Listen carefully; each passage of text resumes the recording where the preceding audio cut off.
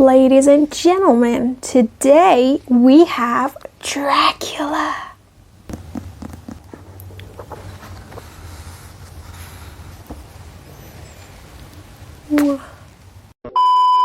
Here is a question Dracula never answers. What comes next?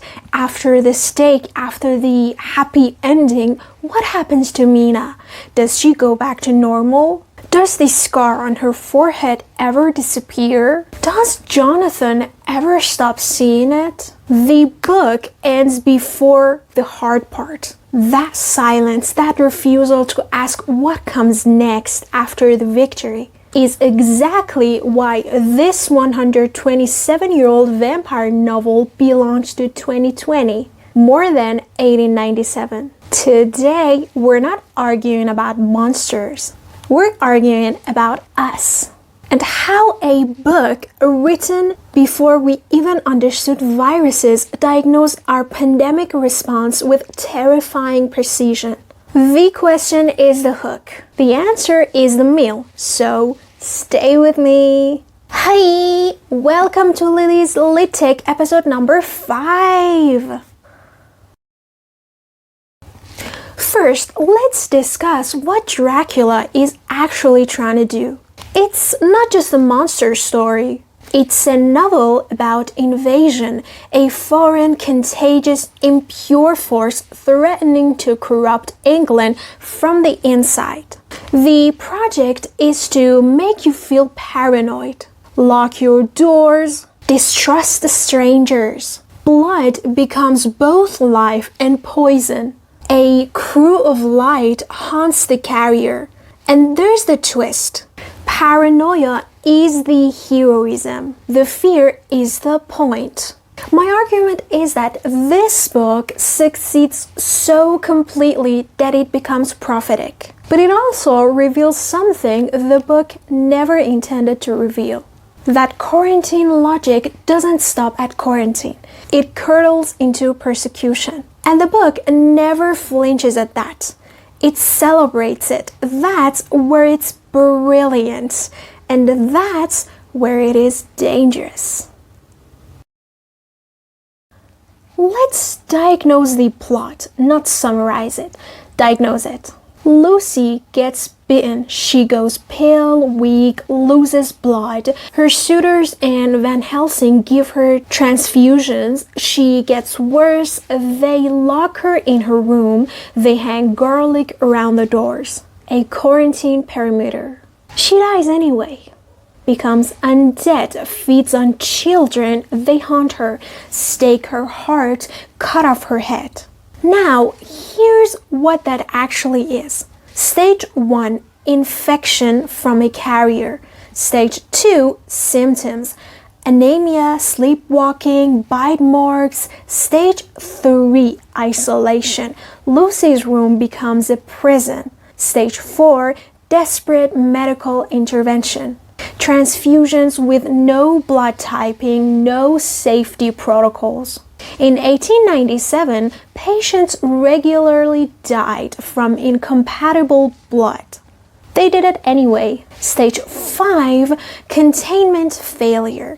Lucy escapes, turns undead, infects others. Stage 6, elimination of the source. The book isn't metaphorical about quarantine, it's instructional. And here's the part that should unsettle you.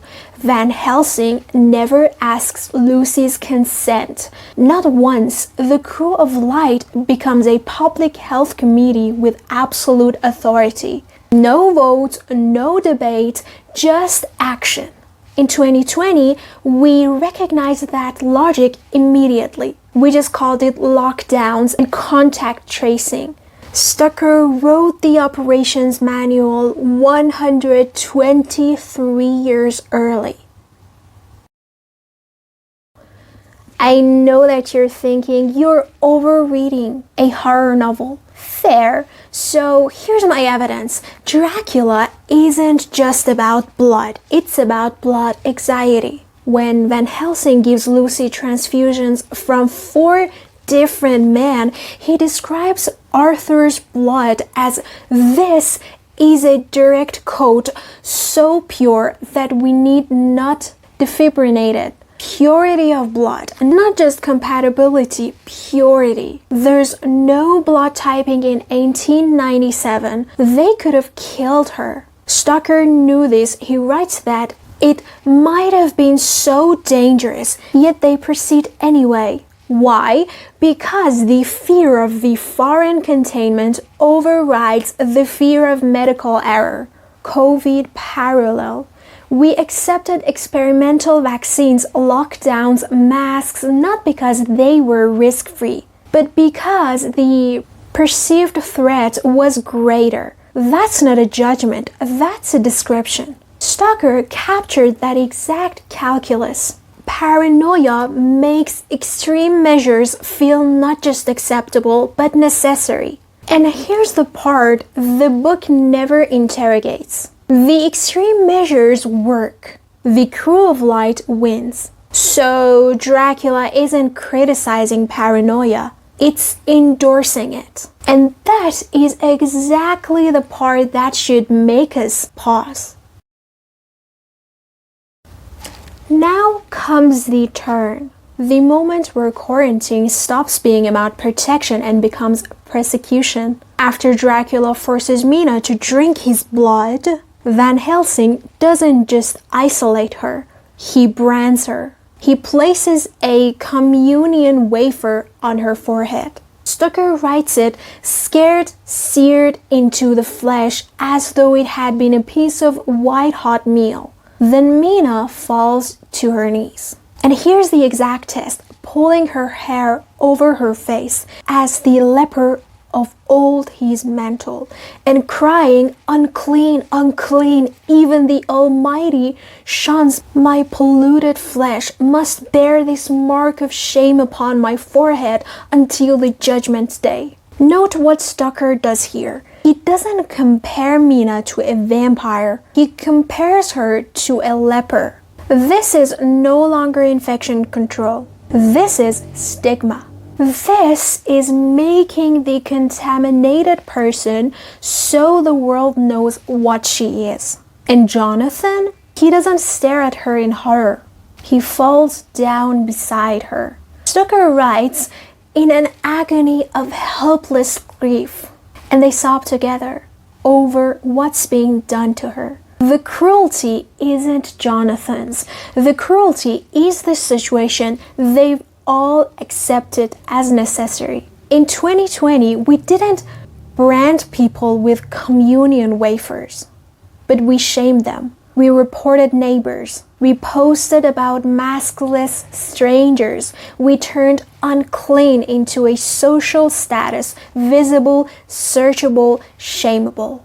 And here's what still keeps me up. I did that. I judged people.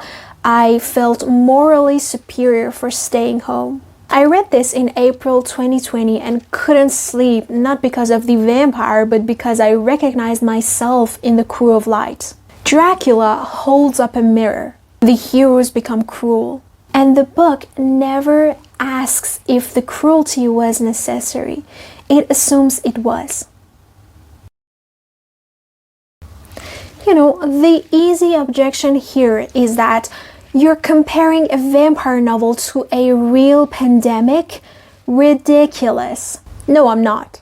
And the smart objection here is that the crew was right. Dracula was killing people. Public health measures during COVID did save lives. You're drawing a false equivalence between a monster and a virus. This is a strong argument, and here's my response to it. The threat was real. That's exactly my point.